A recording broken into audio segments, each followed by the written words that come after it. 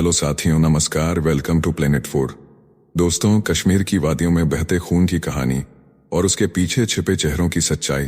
फारूक अब्दुल्ला से लेकर कर्नाटक के मंत्री तक हर कोई बोल रहा है, लेकिन शब्दों में सिर्फ दर्द नहीं है, आग है, गुस्सा है और एक सवाल भी। क्या कश्मीर अब भी सिर्फ सियासत का मैदान है या दुश्मनों का शिकार बन चुका है? पहलगाम का हमला सिर्फ एक घटना नहीं, ये भारत की आत्मा पर हमला है। और अब बयानबाजियों का खेल इतना खतरनाक हो चुका है कि कोई मंत्री आत्मघाती बनने की बात कह रहा है। श्रीलंका तक पहुंच गई हैं इस आतंकी साजिश की लपटें। वीडियो को अंत तक देखना मत भूलिएगा, क्योंकि आज आप जानेंगे कि इस खूबसूरत धरती के पीछे कैसी जहर भरी चालें बिछाई जा रही हैं और भारत किस मोड़ पर खड़ा है। पहलगाम आतंकी हमले के बाद जम्मू कश्मीर की राजनीति में भूचाल आ गया है और इसकी शुरुआत हुई एक ऐसे बयान से जिसने पूरे देश को झकझोर कर रख दिया। फारूक अब्दुल्ला ने साफ कहा है कि यह हमला लोकल सपोर्ट के बिना मुमकिन ही नहीं था, यानी आतंकियों की मदद किसी अपने ने ही की है। फारूक का यह बयान सिर्फ एक सच्चाई नहीं, बल्कि एक गहरी साजिश की परतें खोलता है। उन्होंने कहा कि जो हमला हुआ उसमें लोकल किसी न किसी रूप में शामिल थे, क्योंकि आतंकवादी वहां कैसे आए यह सवाल अब तक अनुत्तरित है। लेकिन महबूबा मुफ्ती को यह बात नागवार गुजरी। उन्होंने सोशल मीडिया पर लिखा कि ऐसे बयान देश के बाकी हिस्सों में रह रहे कश्मीरियों के लिए खतरा बन सकते हैं। इससे मीडिया को कश्मीरी और मुस्लिम समुदाय को बदनाम करने का मौका मिलेगा। फारूक ने पलटवार करते हुए कहा कि महबूबा को जवाब देना चाहिए कि वह उन आतंकियों के घर क्यों जाती थीं, और यह भी कि कश्मीर में बाहरी लोगों को निशाना क्यों बनाया जाता है। उन्होंने अपने बयान में पंडितों के पलायन की भी याद दिलाई। इस तरह से देखा जाए तो नेशनल कॉन्फ्रेंस के नेता फारूक अब्दुल्ला ने महबूबा मुफ्ती पर बेहद गंभीर आरोप लगाए हैं, और ये आरोप सिर्फ राजनीतिक नहीं, देश की सुरक्षा से जुड़े हुए हैं। फारूक अब्दुल्ला का कहना है कि महबूबा मुफ्ती की आतंकी संगठनों से सांठगांठ हो सकती है। मुफ्ती के खिलाफ बयान देकर उन्होंने ये संकेत भी दिए हैं कि महबूबा मुफ्ती का पहलगाम हमले में कोई ना कोई लिंक सामने आ सकता है। अब यह सिर्फ आरोप नहीं रह गया, यह एक जांच का विषय बन चुका है। सूत्रों के अनुसार जांच एजेंसियां अब इस दिशा में काम शुरू कर चुकी हैं कि क्या महबूबा मुफ्ती ने सीधे या परोक्ष रूप से उन ताकतों की मदद की जो पहलगाम जैसे घातक हमले के पीछे थीं। फारूक का कहना है कि हम पाकिस्तान के कभी नहीं थे और न होंगे। हम भारत का मुकुट हैं और आतंकियों के साथ कभी नहीं रहे। उन्होंने कहा कि प्रधानमंत्री जो चाहें वो कार्रवाई करें, लेकिन पाकिस्तान का रवैया ऐसे में सुलह की ओर नहीं ले जाएगा। दोस्तों, एक वक्त था जब एक पत्रकार ने फारूक अब्दुल्ला से सीधा सवाल पूछा था, क्या आप खुद को भारतीय मानते हैं? इस सवाल ने जैसे ही हवा पकड़ी, फारूक अब्दुल्ला गुस्से से बिफर पड़े थे। तब उन्होंने कुछ ऐसा जवाब दिया था जिससे कई लोग नाराज हो गए थे और उन पर भारत विरोधी मानसिकता का आरोप भी लगा। लेकिन आज वक्त ने करवट ली है। अब वही फारूक अब्दुल्ला खुलकर सफाई देते हुए सामने आए हैं। उन्होंने साफ साफ कहा है कि मैं भारतीय हूं और कश्मीर भारत का अभिन्न हिस्सा है। फारूक ने कहा कि जो लोग उनके पुराने बयानों को तोड़ मरोड़ कर पेश कर रहे हैं वे सच्चाई से भाग रहे हैं। उन्होंने यह भी जोड़ दिया कि देश की एकता और अखंडता के लिए वे हमेशा खड़े रहे हैं और रहेंगे।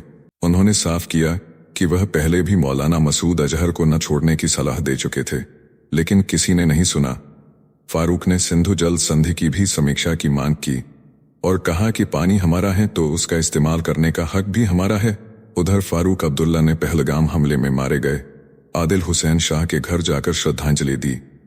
उन्होंने कहा कि आदिल ने आतंकियों का डटकर सामना किया और शहीद हो गए। यही असली कश्मीरियत है, यही इंसानियत है। जम्मू कश्मीर विधानसभा में एक विशेष सत्र बुलाया गया, जहां मुख्यमंत्री उमर अब्दुल्ला ने पहलगाम हमले पर भावुक भाषण दिया। उन्होंने कहा कि वे इन पर्यटकों के मेजबान थे और उनकी सुरक्षा की जिम्मेदारी भी उन्हीं की थी। उमर ने कहा कि बच्चों ने अपने पिता को खून में लथपथ देखा, एक नवविवाहिता ने अपने पति को खो दिया, और जो लोग पहली बार कश्मीर घूमने आए थे वे अब जिंदगी भर इस त्रासदी को याद करेंगे। Retired lieutenant general Sanjay Kulkarni ने कहा कि जो लोग आम कश्मीरी दिखते हैं वही आतंकियों के ओवरग्राउंड वर्कर होते हैं। ये दुकानदार हो सकते हैं, खच्चर वाले हो सकते हैं, खच्चर वाले हो सकते हैं, यहाँ तक कि पुलिस वाले भी हो सकते हैं। ये आतंकियों की आंख और कान है। उन्होंने कहा कि अगर भगवान ने इन लोगों को सींग दिए होते तो पूरे कश्मीर में सींग ही सींग दिखाई देते। यह बात साउथ कश्मीर में उनकी तैनाती के अनुभव पर आधारित है।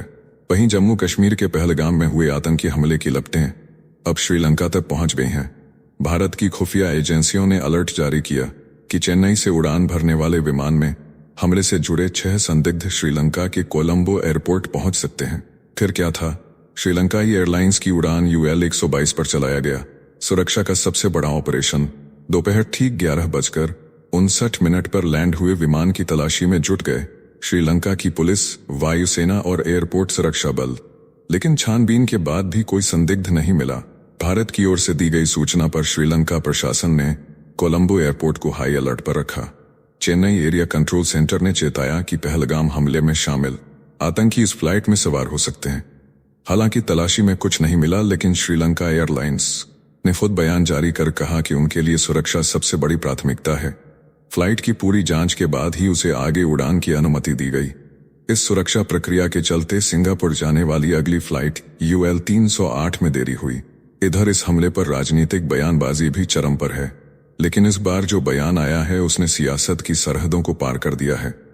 कर्नाटक सरकार के आवास और अल्पसंख्यक कल्याण मंत्री BZ जमीर अहमद खान ने ऐसा बयान दिया है, जिसे सुनकर कुछ लोग चौंक गए तो कुछ हंसने लगे। पर मंत्री जी बेहद गंभीर थे। उन्होंने कहा कि पाकिस्तान हमेशा से भारत का दुश्मन रहा है और अगर प्रधानमंत्री नरेंद्र मोदी और गृह मंत्री अमित शाह उन्हें अनुमति दें तो वह आत्मघाती हमलावर बनकर पाकिस्तान में घुसेंगे और हमला करेंगे। उन्होंने कहा कि वह देश के लिए जान देने को तैयार हैं। यह बात उन्होंने प्रेस कॉन्फ्रेंस में कही, जहां उनके साथ खड़े लोग मुस्कुरा उठे। लेकिन मंत्री जी ने साफ कहा कि वह मजाक नहीं कर रहे, बल्कि पूरे दिल से यह बात कह रहे हैं। उन्होंने केंद्र सरकार से पहलगाम आतंकी हमले पर निर्णायक कार्रवाई की मांग की। उन्होंने कहा कि अब वक्त है जब पूरे देश को आतंक के खिलाफ एकजुट होना होगा। उनके इस बयान से सियासी हलकों में भूचाल आ गया। कर्नाटक के मुख्यमंत्री सिद्धरामैया ने इस मुद्दे पर 2 बार बयान दिया। पहले उन्होंने कहा कि पाकिस्तान से युद्ध की कोई जरूरत नहीं है, भारत को प्रभावी सुरक्षा उपाय अपनाने चाहिए, शांति बनाए रखनी चाहिए और केंद्र सरकार को लोगों में सुरक्षा का विश्वास पैदा करना चाहिए। लेकिन अगले ही दिन उन्होंने अपने बयान की सफाई दी और कहा कि अगर जरूरत पड़ी तो युद्ध करना ही होगा।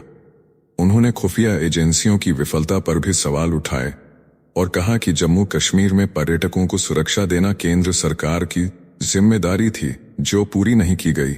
वहीं कर्नाटक के आबकारी मंत्री RB तिम्मापुर ने कहा कि उन्हें नहीं लगता कि आतंकवादियों ने हमला करते समय किसी का धर्म पूछा होगा। उन्होंने धर्म के नाम पर बयानबाजी को पागलपन बताया। इस सब के बीच विपक्ष ने भी हमला तेज कर दिया। कांग्रेस अध्यक्ष मल्लिकार्जुन खड़गे ने कहा कि केंद्र सरकार की आतंकवाद को लेकर कोई स्पष्ट रणनीति ही नहीं है। उन्होंने दावा किया कि राहुल गांधी के दबाव में ही सरकार जातीय जनगणना पर मजबूर हुई। इस हमले के बाद से सियासत का पारा आसमान पर है।